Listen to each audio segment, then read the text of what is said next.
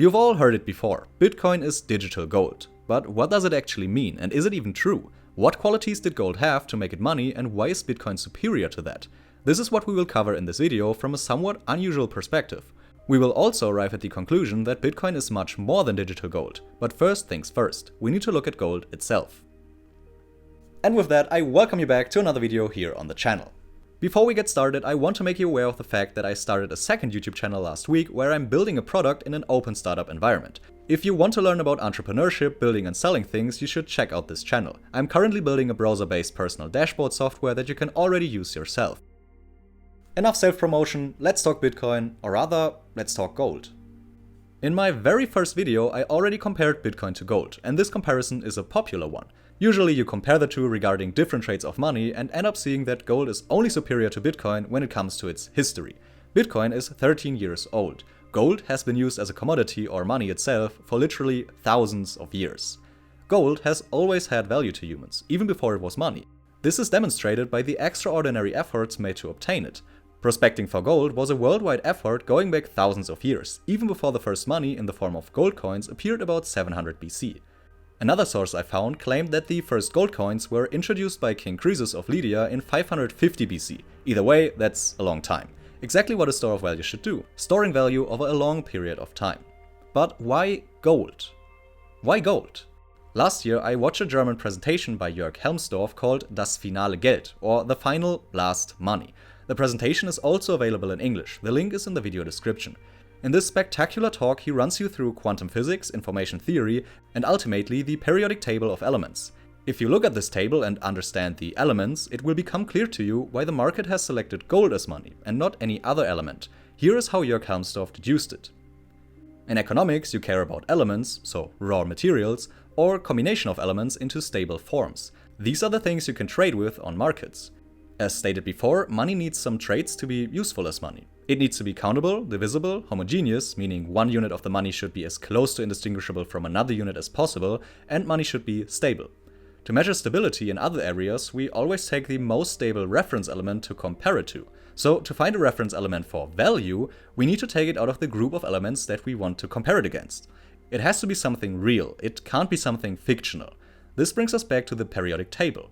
5,000 years ago, people did not have the periodic table to identify the best reference element for value. They chose gold by trial and error. When a medium of exchange is generally accepted in society, it is called money. How does a commodity such as gold or silver turn into money? This happens through a gradual process, in the course of which more and more market participants, each for himself, decide to use gold and silver rather than other commodities in their indirect exchanges. Thus, the historical selection of gold, silver and copper was not made through some sort of social contract or convention. Rather, it resulted from the spontaneous convergence of many individual choices. A convergence that was prompted through the objective physical characteristics of the precious metals. But let's try to look at this periodic table of elements logically and see what element is the best fit for money. First of all, the radioactive elements can be stripped. They lose weight over time and are not stable. And yeah, they are not healthy to deal with either. Next up, we should look at the noble elements.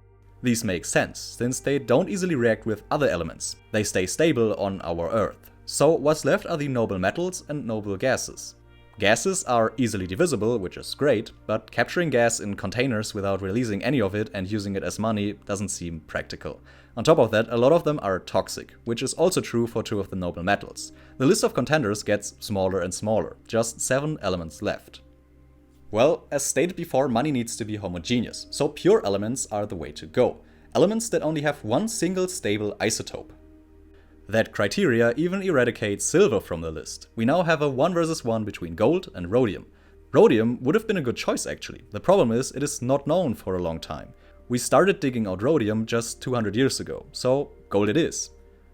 But gold has a problem that people didn't care about hundreds of years ago. The problem only arises when a civilization reaches the speed of information in an economic environment. Said simply, you can't send gold over the internet.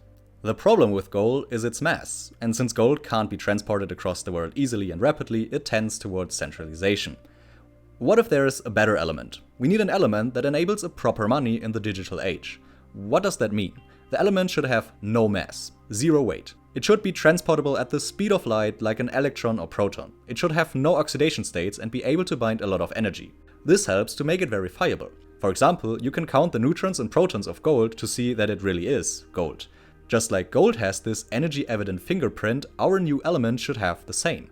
We use the hashing in proof of work to make this happen in the digital sphere.